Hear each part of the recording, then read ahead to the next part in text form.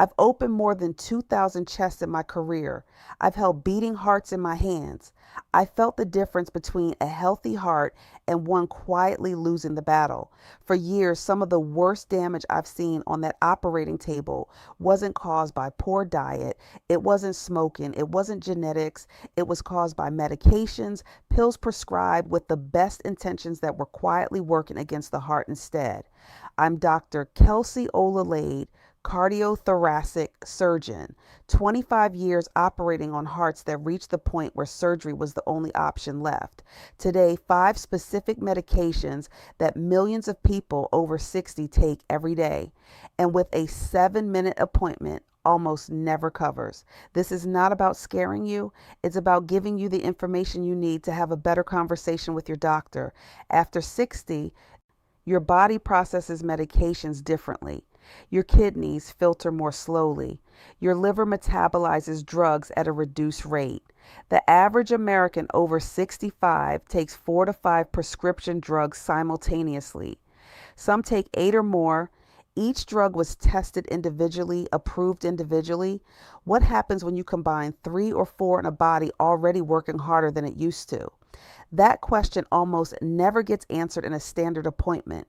I want to introduce you to someone. I'll call him Clarence, 74, retired electrician, sharp, careful, did everything right, walked 2 miles every morning, watched what he ate, had every reason to expect his health was under control.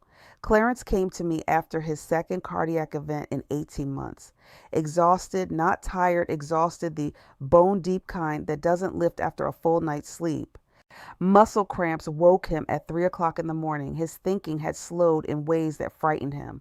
3 doctors, same answer every time. Clarence, you're 74. This is normal. 2 years of that. When I reviewed his full medication list, every drug, every dose, I saw the problem within 5 minutes. Not one problem, 3 simultaneously for 2 years. We'll come back to Clarence because how his story ends is the whole reason I'm making this video. Now, the 5 pills, statins, if you're over 65 in America, roughly 1 in 3 chance you're taking one right now. Atorvastatin, rosuvastatin, simvastatin. The names change. The mechanism is the same. Statins save lives for established heart disease.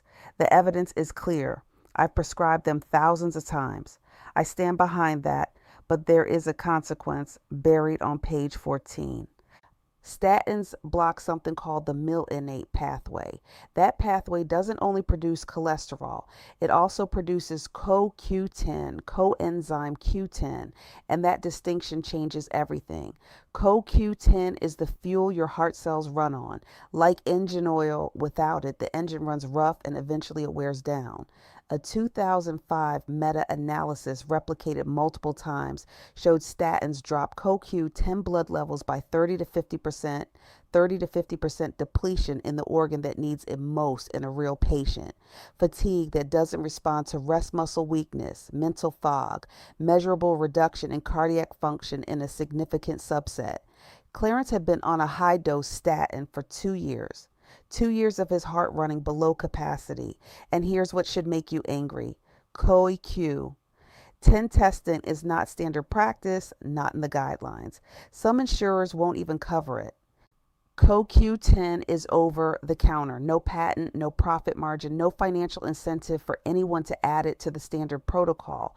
I'm not calling it a conspiracy. I'm calling it a system with no incentive to ask an inconvenient question. The fixed 100 to 200 milligrams of CoQ10 daily. The Q-Symbio trial showed measurable improvement in heart failure patients who supplemented it. Should I be supplementing CoQ10 alongside my statin? That's the question. Write it down before your next appointment. Not should I stop just that. Pill 2, this one surprises people. It doesn't look like a heart medication, and that's exactly why it's dangerous. Ibuprofen, naproxen, diclofenac, the NSAIDs over the counter, cheap in every medicine cabinet in America. Most people think ibuprofen reduces inflammation. Inflammation is bad for the heart, so it must be neutral at worst. That logic is exactly backwards. NSAIDs block COX enzymes, but COX2 specifically produces prostocycline, your blood vessel's natural protector, keeps vessel walls flexible, prevents dangerous clotting, blocks COX2, and you remove that protection. Simultaneously, regular NSAID use raises blood pressure 3 to 5 millimeters of mercury on average. 3 to 5 points sounds modest. Over 60 with arterial walls already less elastic. That chronic increase raises stroke risk in ways that accumulate over years. The FDA put a black box warning on NSAIDs in 2015, not just for stomach bleeding, specifically for heart attack and stroke on the label right now. Clarence was taking ibuprofen every single day for 2 years. His doctor knew. Nobody flagged the cardiac risk. For chronic joint pain, ask about topical NSAIDs. Gels deliver the same anti-inflammatory effect locally with 90% less systemic absorption. For chronic background inflammation, curcumin with piperine has real evidence. 2 to 3 grams of omega-3 EPA and DHA daily has better cardiac data than most people realize. The REDUCE-IT trial 25% reduction in major cardiovascular events with high-dose omega-3. That is a number worth knowing. Don't stop a prescribed anti-inflammatory without your doctor. The goal is a better conversation, not self-prescribing. Pill 3. This is the one that took medicine an embarrassingly long time to recognize because it looks nothing like a cardiac drug. People buy it without a prescription, take it with their morning coffee, never think twice. Proton Pump Inhibitors, omeprazole, pantoprazole, lansoprazole. Roughly 15% of the entire American adult population takes them, many for years, some for decades. Here's what gets buried. Your stomach acid isn't the enemy. It's a gatekeeper. You need it to absorb vitamin B12. Block that acid long term and you block B12 absorption. Not partially, almost completely. Why does a heart surgeon care about B12? Because it's essential for a metabolizing homocysteine, an amino acid that when it builds up directly damages arterial walls. Elevated homocysteine is an independent risk factor for cardiovascular events, comparable in some studies to high cholesterol, almost completely ignored in standard workups. A 2013 study in the journal Gut found long-term PPI users have B12 levels 30% lower than non-users in a population already losing B12 absorption naturally with age. After 60, your stomach produces less intrinsic factor, drug-induced deficit on top of an age-related one. B12 deficiency looks like fatigue, memory problems, a tingling in the hands and feet that creeps in so gradually you barely notice at first. In severe prolonged cases, irreversible neurological damage from a heartburn pill taken for 10 years because nobody checked levels annually. But PP is don't stop there. They also deplete magnesium, involved in over 300 enzymatic reactions in the human body. For the heart, magnesium regulates the electrical signals that keep your heartbeat steady. Deficiency is directly linked to arrhythmia, to cramps at 3 in the morning. Clarence's B12 came back critically low. His magnesium at the bottom of normal range, technically within range, so nobody acted on it. If you're on a long-term PPI, ask for B12 and magnesium levels. Ask whether there's a plan to eventually taper off for B12. Methylcobalamin 1.00 micrograms sublingually under the tongue bypasses the absorption problem entirely. No stomach acid required. For magnesium, completely 24 milligrams, 400 milligrams daily. Far better absorbed than magnesium oxide found in most cheap drugstore bottles. Don't stop a PPI abruptly. There's a rebound effect. Acid surges back harder than before. You feel worse and go back on the drug. Taper gradually. Statin depleting CoQ10, NSAID removing vascular protection, PPI blocking, B12 and magnesium. All three in clearance simultaneously. 2 years. Nobody connected the dots. Each specialist saw their piece. Nobody asked what the combination was doing over time. 2 more pills, and these are where most physicians, myself included, I had significant blind spots for years. Pill 4 involves a medication that prevents dangerous clots while quietly accelerating something I've seen with my own eyes on the operating table. And pill 5, that one involves a recommendation I made myself for 15 years that the data now shows may have been wrong. I'll tell you exactly what I told my own patients when I finally understood what the data was saying, and it wasn't a comfortable conversation. Stay with me. Pills 4 and 5. Number 5 especially, that's the part that changed how I practice medicine. Pill 4, Warfarin. Around since the 1950s, still one of the most prescribed anticoagulants in patients over 65. Atrial fibrillation, deep vein thrombosis, mechanical heart valves. Warfarin is standard care for millions and it works.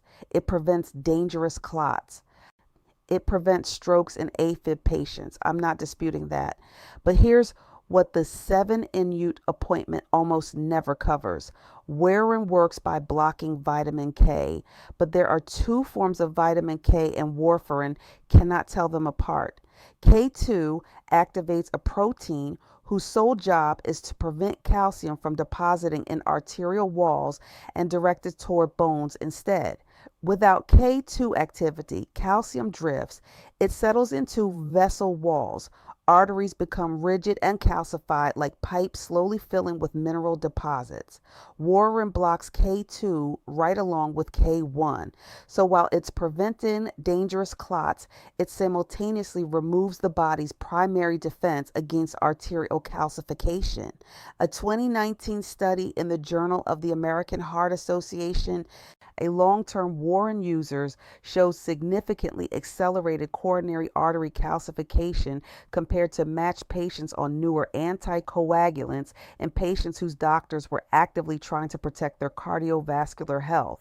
As a surgeon, I have seen what heavily calcified coronary arteries look like. The calcification makes everything harder. The surgery, the recovery, the long-term outcome. Does this mean Warfarin patients should stop their medication? Absolutely not. Untreated atrial fibrillation carries roughly 5% annual stroke risk. That is not a risk to dismiss, but it does mean asking 2 specific questions at your next appointment. First, given newer anticoagulant options today, is Warfarin still the best choice for me? Medications like apixaban and rivaroxaban don't have the same K2 interference profile. Second, has anyone measured my coronary artery calcium score? A simple low radiation CT scan gives a precise picture of what's happening inside your arteries right now. One of the most underused cardiac risk tools in existence. One scan tells you exactly what's happening, changes treatment decisions significantly. Now, pill 5. This one is hardest for me to talk about, not because the science is complicated, because I recommended it myself for years to patients who trusted me. I recommended it confidently and I was wrong. Calcium supplements. If you're a woman over 60, there's a good chance at least one doctor has told you to take calcium for your bones. 1,200 milligrams a day. Take it with food. So routine, it barely registers as a medical recommendation. It feels like common sense. In 2010, the British Medical Journal published a meta-analysis that stopped me cold when I first read it.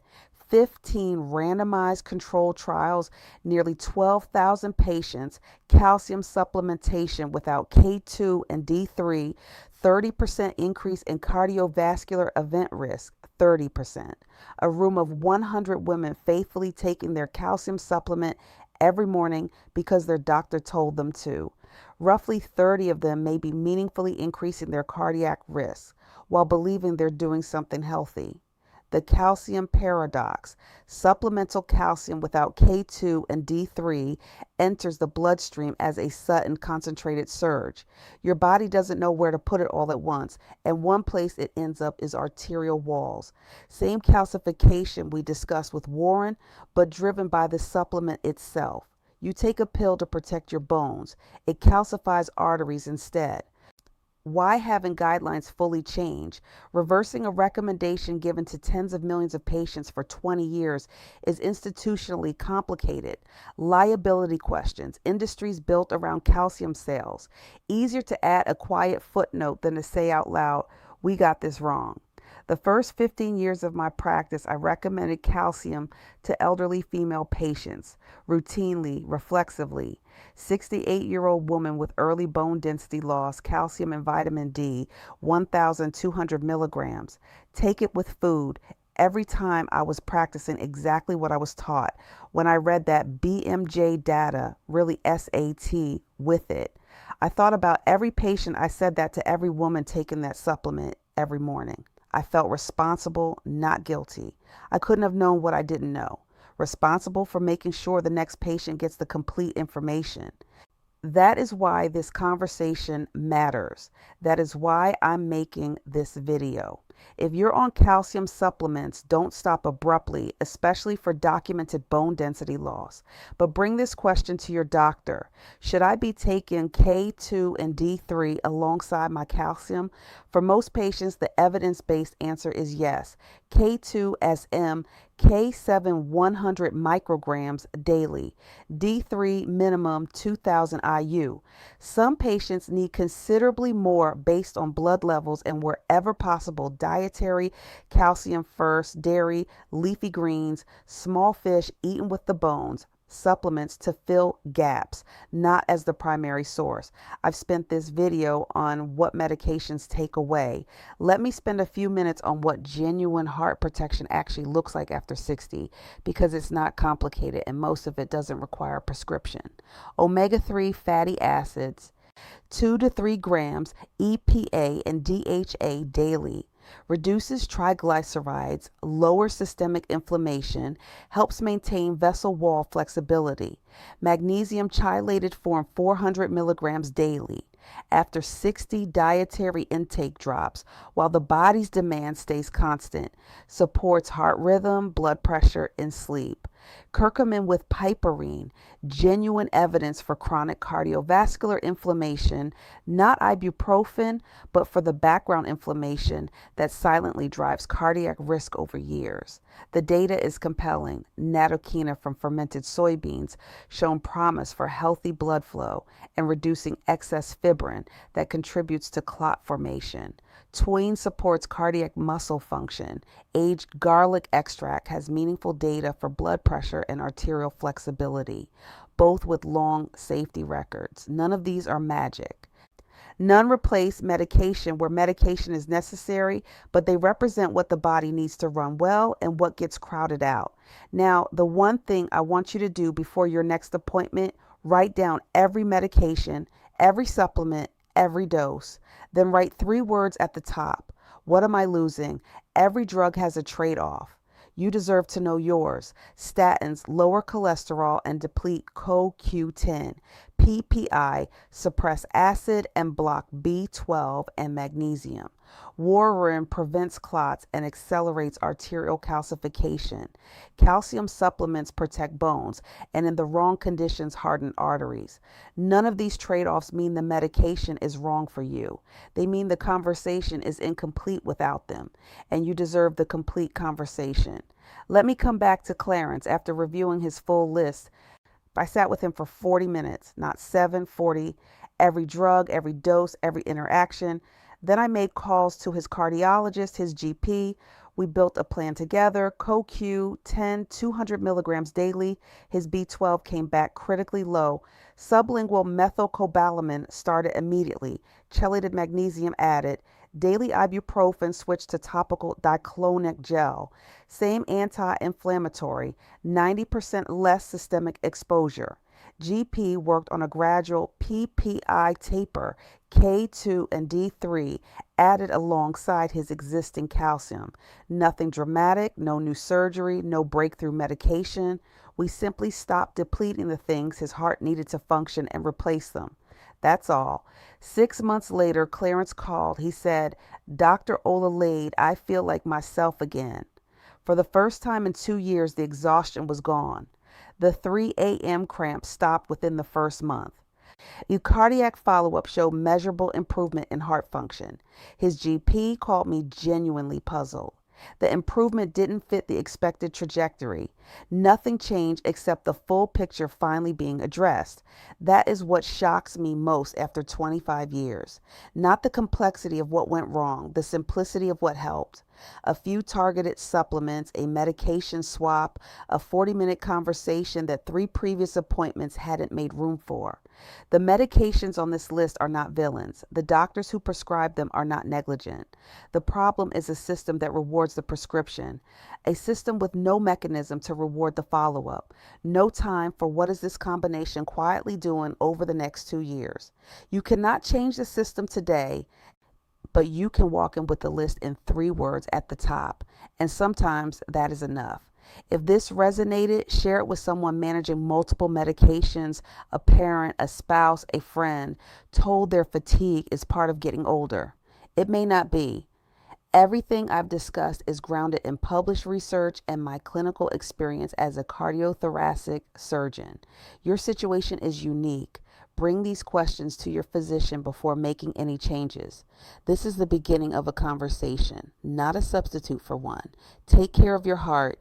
It has been beating for you every second of your life without ever asking for a break. The least we can do is pay attention.